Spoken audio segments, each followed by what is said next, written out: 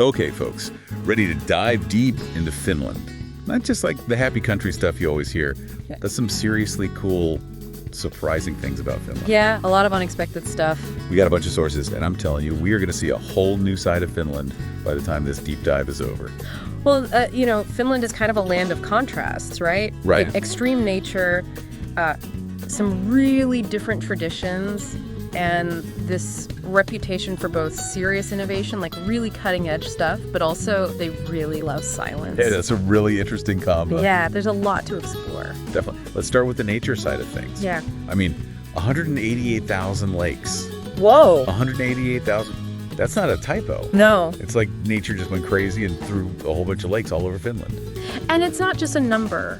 You know, for Finns, these lakes are like a part of life, like woven into everything: swimming, fishing, ice skating. Yeah, of course. They even have this tradition of ice swimming where they cut a hole in a frozen lake and jump in. Oh my goodness. Yeah. That's invigorating. That'll wake you up. I don't know if it'd be up for that, but okay, so lakes, we got that. Yeah. Then there's also the midnight sun in the summer, where the sun basically never sets. Crazy. And then the flip side, the polar night, where it's dark for months. Yeah, I mean, it's got to be like living in two different worlds almost. exactly. And that constant back and forth between light and dark, these really stark contrasts, maybe that's part of how they see things. It's probably no coincidence that they're always at the top of those happiest country lists. That's true.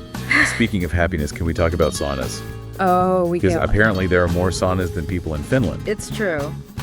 But like, why? Yeah. Why are saunas such a huge deal in their culture? It's way more than just sweating, Like- Saunas go way back in Finland, historically and spiritually. Okay. I mean, think about it. For centuries in this super harsh climate, the sauna was a warm place, healing, purification. Yeah. Like babies were born there. The deceased were prepared for burial there. It was a big deal. And that kind of ritualistic, almost sacred feeling about saunas, it's still around today.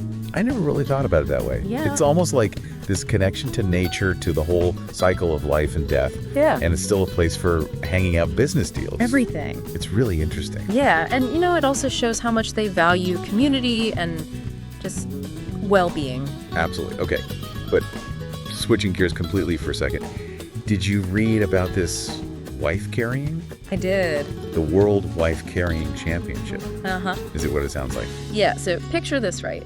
Teams of men running an obstacle course. Okay. But each guy is carrying his partner mud pits, water hazards, all kinds of crazy stuff. Wow. And the prize, the winner's wife's weight in beer. Oh my gosh. It is a crazy fun event. I mean, that is amazing. It's hilarious. And it really shows how much they just love to play and have a good time. Real quirky. Definitely quirky, but also amazing. Okay, so we talked about nature, a little bit of fun traditions now. Let's get serious about their education system, which is world famous, by the way. It is. They always score at the top in international rankings, but they do things so differently. No standardized tests, shorter school days, a big focus on creativity, and just letting kids be kids.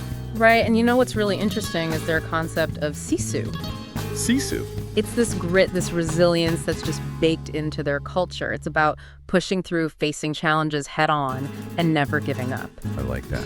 You see that in how they approach education. They want kids to think for themselves, solve problems from a young age. That's awesome. It makes you like think, that. right? Yeah. This whole Sisu thing, combined with their love of silence, of just taking time to think, could that be part of why they're so successful? That's a good question. It's like they know deep thinking is more important than just talking all the time. Right. It's an interesting idea. This balance between taking action and reflecting, between pushing limits and being quiet, maybe that's their secret ingredient. Maybe. And let's not forget about technology. I mean, Nokia. Oh, yeah. Before smartphones, everyone had a Nokia. They were pioneers in the mobile phone world, for sure. Totally. And Yeah.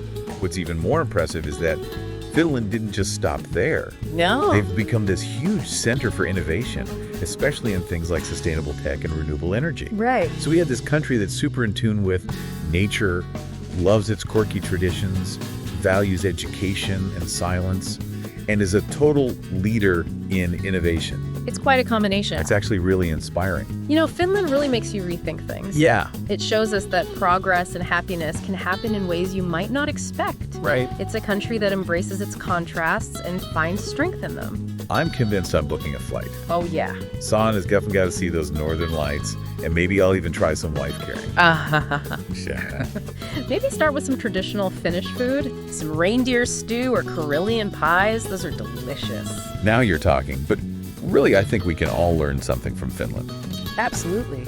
Their story reminds us that sometimes happiness and success come from being open to the unexpected and finding balance even in the most extreme things. It's a good lesson. It is for sure. Yeah. Thanks for listening, everyone. See you next time.